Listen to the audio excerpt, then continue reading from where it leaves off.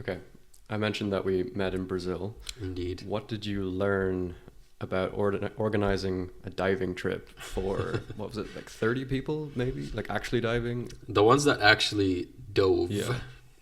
were about 16. Okay. We had maybe 4 or 5 of those already having their licenses. Okay.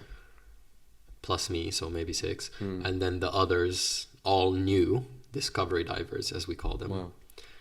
That was awesome to me. Okay. There is nothing more exciting than inspiring others to do something you feel that everyone should experience. Right. And so it wasn't obviously organized that way at the beginning. It was more like, I am going diving, guys.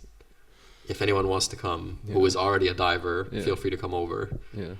But it was the first week of the program. Nobody really knew each other yet. The ice hadn't been broken. And suddenly a couple of like people who haven't done it before but still wanted to try joined in. Yeah. So it became a group of 15 or 16 total. Now we were going on the diving trip together, right? I'll just arrange 2 small buses.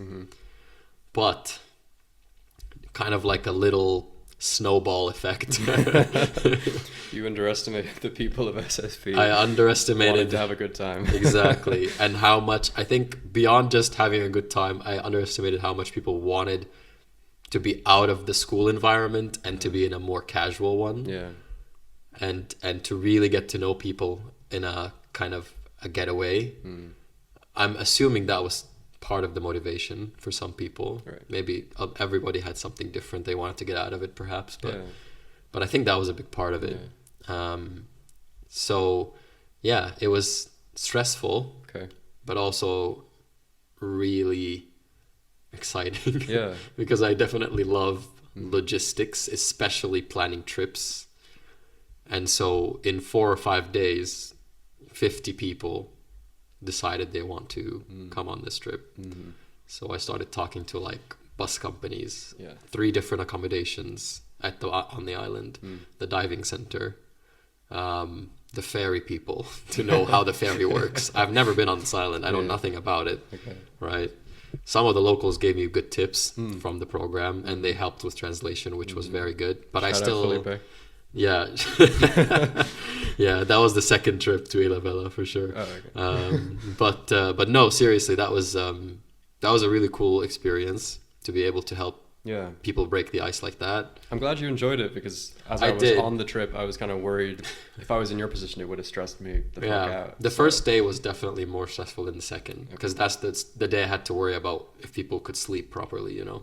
Okay. And I had to be the last to go to bed to make Right. sure that everybody was in bed before I went to bed. Because you don't want to be diving on a shit sleep. Yeah, you do have to have a really good sleep before you go. That makes sense. And I just didn't also like if I felt like it was my responsibility, because actually a lot of people there haven't ever traveled to a new country before. Right. And so I did feel extra responsibility. Right. And kind of like I was a little, let's say, parent for these inexperienced travelers.